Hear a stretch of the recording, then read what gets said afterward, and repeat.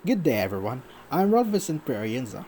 So, together with my team from Group 6, CP1, CCP3, we will be discussing today about the annotation of Antonio Morga's Sucesos de las Islas, Filipinas. So, here we will tackle about Antonio Morga's personal overview about the pre-Hispanic Philippines, and we will see here how Rizal support or debunk about the personal overviews of Antonio Morga. So before we dig down about the main topic, it is best way for us to determine or know who is the author of this book.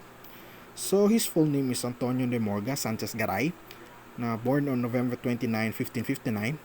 He's a Spanish soldier, lawyer, and a high-ranking colonial official in the Philippines, notably included in New Spain and Peru. He became a deputy governor in the Philippines and re-established the audiencia and took the function of judge or order. So I would like this up, so please take note that he's also president as a real audience or audiencia for 20 years. And knowing that the content of this book is also a historian. Knowing about Antonio Morga and his book, he was then reassigned in Mexico. That paves the way for him to publish the book Sucesos de las Islas Filipinas in 1609. That is said that it contains the significant history of Spanish colonization in the Philippines from 1493 to 1603 that deals with political, social, and economic phases of Filipino natives and their colonizers. So he published the book in 12 volumes, both in 1609 by Casa de Grunay Mumbali in Mexico City. So as you can see in the screen, here is the cover book of the book. Here is the cover book of the Sucesos de las Islas Filipinas by Antonio Morga. We might get confused about the general terminologies of this topic. So by definition of terms, annotation is a note of explanation or comment added to a text or diagram. For taking an example about this definition, we take a note about the diagram. Diagram is perhaps a figure or a shape.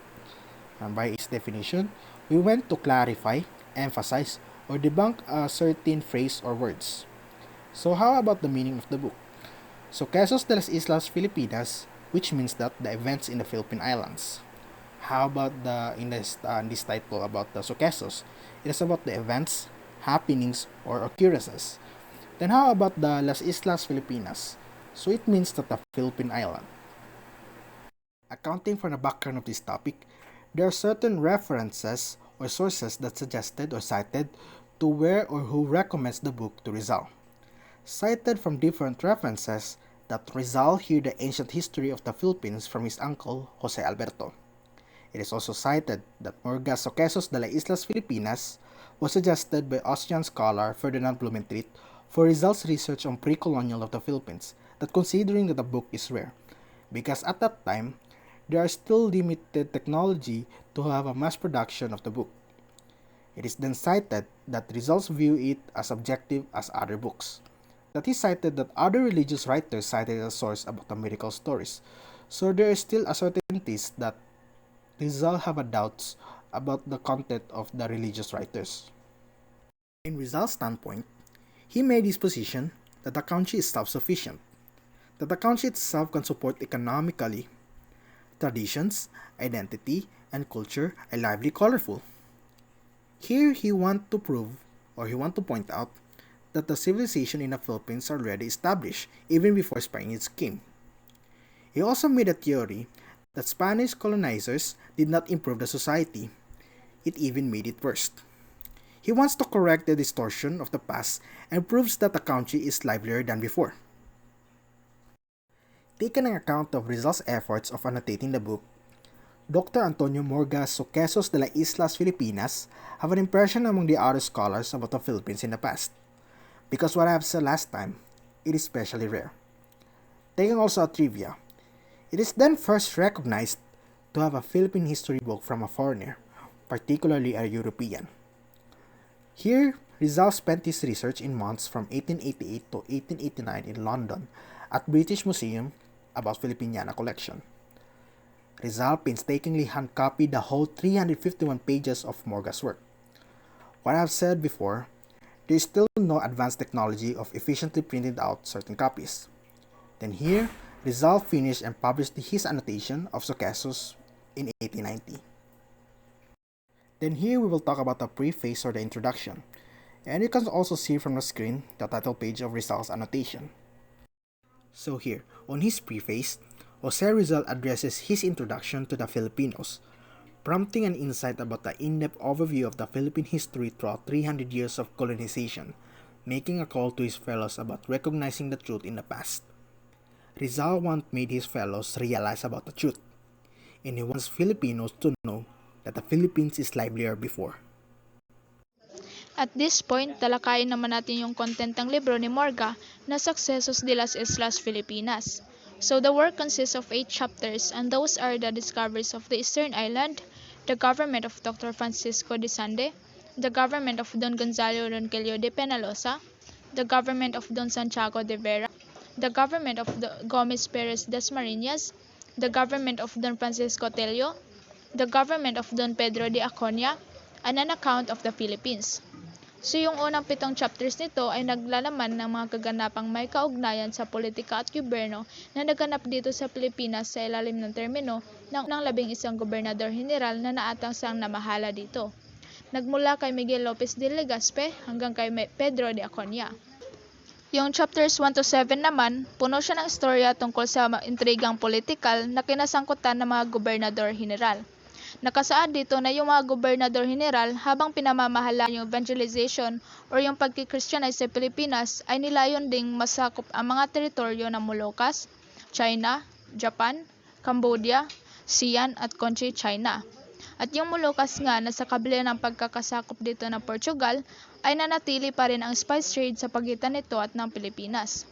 At yung mga Espanyol na nakabase sa Maynila ay naglalayag papuntang Moluccas, hindi lamang para sa spice trade, kundi para magkalat din ng intriga o isyo sa mga prinsipe doon na lagi namang mayroong away sa pagitan ng isa't isa. With regards of the evangelization ng Pilipinas, Dr. Jose Rizal on his annotations on this part, sinabi niya yung pag-evangelize sa Pilipinas ng mga panahon na yun ay malayo pa sa pagiging kumpleto, kung kaya't di naman talaga kailangan ng mga gobernador general na mag-cross borders. Stated on this chapter 2 were about the nepotism or yung unfair na practice ng mga taong may kapangyarihan o katungkulan na kung saan binibigyan nila ng trabaho o pabor yung mga kamag-anak nila at ito raw ay common o pangkaraniwan sa Pilipinas noon, gayon din ang korupsyon. And also, yung mga relihiyoso noon panahon na yon ay walang mintis or walang tigil sa pagpapakalat ng pananampalatayang mayroon sila among the infidels. At take note, yung mga infidels, sila yung mga taong hindi naniniwala sa katulad na relihiyon na pinaniniwalaan ng mga relihiyosong nabanggit. At kadalasan daw, yung mga ganitong gawaing socio-political ay ginagawa without the knowledge of the Spanish monarch. Sa mga chapters din na to, sa chapters 1 to 7, maraming naisulat si Morga tungkol sa Moro pirate trade na naganap sa Visayas at Luzon at gayon din ang mga pagtatangkan ng mga Spanish governors na sakupin ang Mindanao, Jolo at Sulu. And Dr. Jose Rizal noted dahil yung Spanish colonial administration noon ay hindi pinayagang humawak ng mga armas ang mga natives na binyagan bilang Kristiyano at hindi nila nagawang ipagtanggol ang kanilang mga sarili laban sa mga Moro pirates. At sa halip, yung kawalan nila ng armas na yon ay parang naging daan pa para ma-encourage yung mga pang-aatake ng mga Moro. Meanwhile, yung last chapters naman ng chapter 8, An Account of the Philippine Island, naglalaman siya ng higit na mga personal na obserbasyon ni Morga tungkol sa Pilipinas at dito nga naging interesado si Dr. Jose Rizal at naging daan para sa mga annotations niya. Sa chapter 8, naglalaman siya ng mga description tungkol sa pre-Hispanic Filipinos o Indios sa Pilipinas at that time of the Spanish contact. Malaki ang naitulong ng chapter na to kay Dr. Jose Rizal sa pagtukoy sa tunay na kalagayan ng Pilipinas bago pa man dumating ang mga Espanyol at sa pagtatama ng mga maling pananaw tungkol sa mga Pilipino at maling construction ng kasaysayan ng Pilipinas na nakasaad sa mga Spanish accounts. At gayon din sa pag-annotate niya sa Sucesos de las Islas Filipinas, ninais niyang ipakita sa mga kapwa niya Pilipino ang sibilisasyon at kulturang mayroon sila bago pa man dumating ang mga mananakop. Morga and Rizal's personal view about the island, people, and its culture. So now let us discuss about the views of Morga and Rizal about the culture here in the Philippines, and we will also be comparing and to contrast their different views. For indigenous people, Morga described the indigenous people as such that the natives of Luzon are tribes from which they cannot be assumed to be safe, as they are bound of pacifying in either good or violent means. Natives such as Bisaya drew tattoo patterns first before putting black powder where to blood oozes. While for Rizal, he described the indigenous people as such that they will always speak violence in response to those who do not submit to the friars until the government is involved due to their cruel ways. Rizal agreed to his views bound to the relations in Mindanao Island. So, Morga was fascinated with the social organization of the native, and for his views about the indigenous people, it, it implies that the natives living in Luzon has that violent tendency. However, according to Rizal, the violence among those natives was because of the entry of inhumane and unjust priors. And regarding to the views of Morga about the tattoo patterns, it and ways of tattooing of the natives, Rizal agreed to this because it is also the same method used by the for clothing. Morga describes that they wore bahak or bahake around their waist and their brows were wrapped with a pototong, while Rizal's terms is bahag. Bahag is a rich colored cloth and quite often with gold stripes, and they put morostal like a turban. So, according to Morga, the Filipinos before has only two parts when it comes to their clothing. The first one was the bahak or bahake, which is wore around their waist, and the other one was the pototong, that is being wrapped in their brows. However, for Rizal, he disagreed on how Morga described the clothing of the Filipinos. So, he corrected Morga and said that bahag was the right term and not bahak or bahake. Moreover, bahag is a rich colored cloth and quite often with gold stripes. Next is food. According to Morga, they consume beef and seafood that has started to rot and stink, which they know is the finest. According to Rizal, Morga discusses a fish that can't be good till it starts to rot. Bagoong was noted, and everyone who has eaten or tasted it knows that it should be not rotten. Morga described the food that was called as bagoong in such a different way, which Rizal has corrected as well, and Rizal also clarified that it was not supposed to be rotten, and also he was disgusted when he reacted about Morga's way on describing Filipino food. That's why in this annotation, he went to say that Spaniards, and like the other people, treat food which they are not accustomed to with disgust. Next is drinking. According to Morga, native people consume a lot of alcohol. During wedding feasts, they all become drunk. According to Rizal, Rizal cited Father Colin, who said that while it is common knowledge that they drink a lot, they can always find their way home after a party or a feast, no matter how inebriated they look to be. According to Morga, native people consume a lot of alcohol, especially during wedding feasts, and the reason why he stated that is because during gatherings, the natives used to eat and drink the whole day up until sunset. So Rizal quoted in his annotation that according to Father Colin, it is common knowledge to drink a lot, especially when there is a gathering, but after that, they can still find their way home. Government between Morga and Rizal. Morga stated that there were no kings, queens, or lords to govern over the many barrios or provinces. However, Rizal stated that the Philippine island at the time considered to have chiefs within its natives. There were no kings or lord throughout these islands who ruled over them as in the manner of our kingdom and provinces, but in every island and each province of it. Many chiefs were recognized by the natives themselves. Some were more powerful than others, and each one had his followers and subjects. By districts and families, and these obeyed and respected the chief. Some chief had friendship and communication with others, and at the times wars and quarrels. These principalities and lordship were inherited in the male line by succession of father and son and their descendants. If these were lacking, then their brothers and collateral relatives succeeded.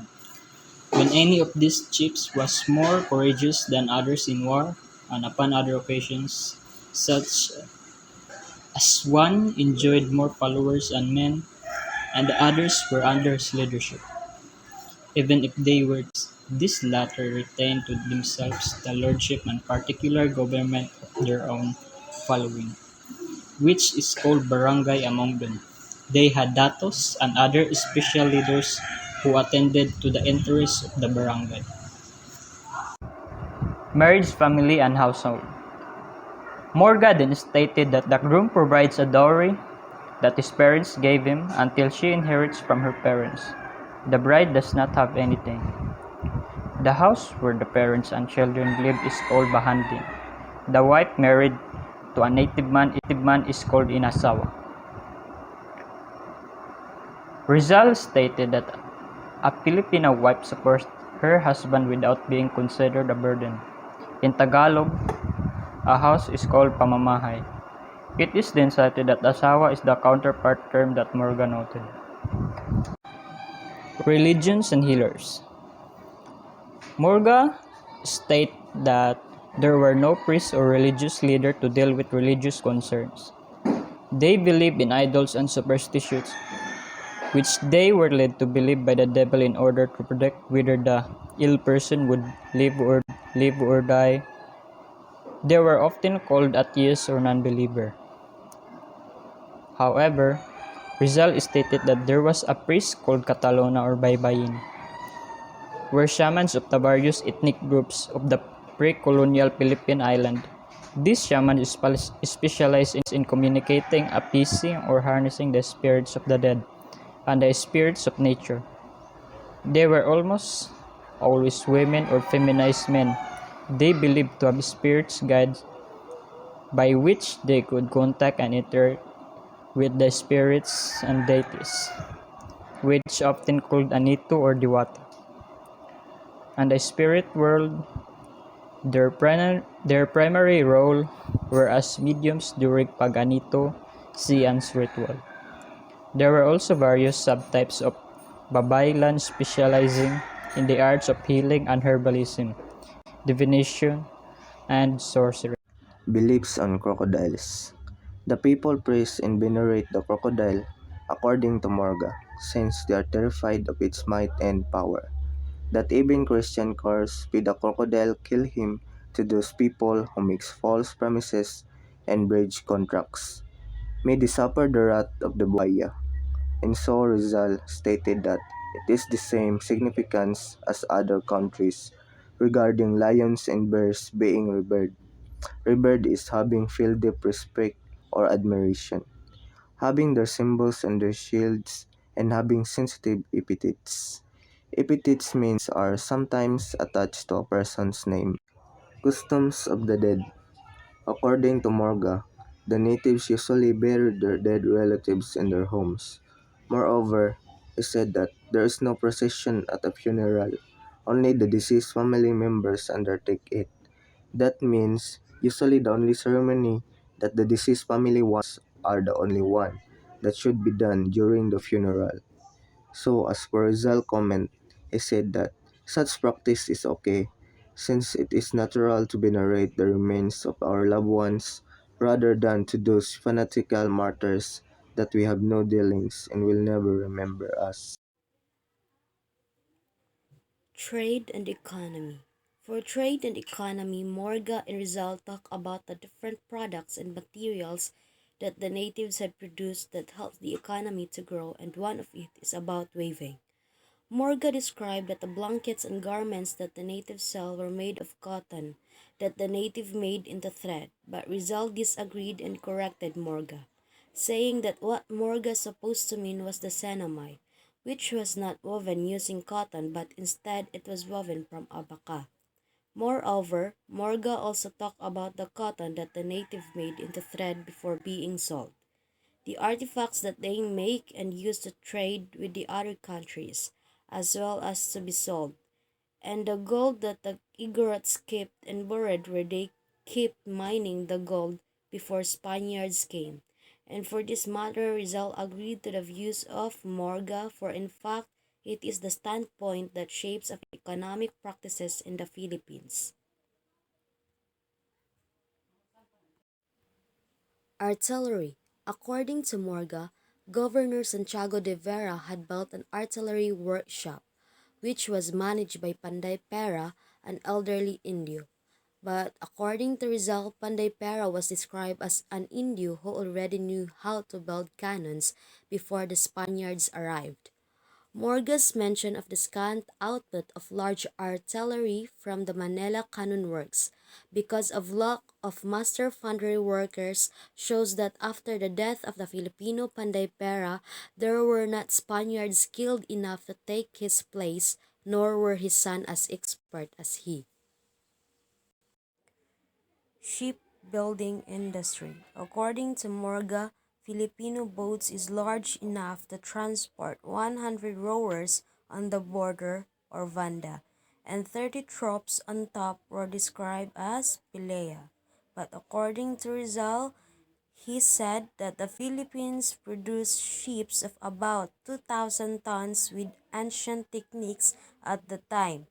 He then went on to critique the environmental cost of Spanish boat construction. System of writing and literature. In Morga's original version of Sucesos de las Islas Filipinas, Morga has observed and determined that most Indians was able to read and write at least on the basic level across the pre-Hispanic Philippines. While for Rizal's annotation, he did agree on Morga that there was a system of writing, but he also stand his point and went one step further, in assuming that there was a great value of written literature at the time when Spaniards arrived in the Philippines. So, in conclusion, in Morga's original version, there is a system of writing. But for Rizal's annotation, the system of writing is accompanied by written literature. The value of Rizal's annotation. So what is the value of Rizal's annotation? And why is this so important, especially to us Filipinos? Well, because of Rizal's annotation, he had proven showed that the Philippines was an advanced civilization prior to Spanish conquest. Moreover, Rizal's annotation of Sucesos is immense as through the work. He provided especially the Filipino readers with rich annotative footnotes concerning the Philippine culture and society. And lastly, I would like to give credit to Jose Rizal and talk about more about his annotation.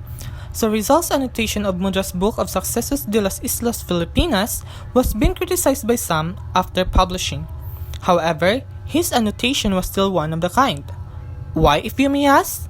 Well, if No Limitang Hiri is all about the present and El Filibusterismo talks about the future, Rizal's annotation is all about the past.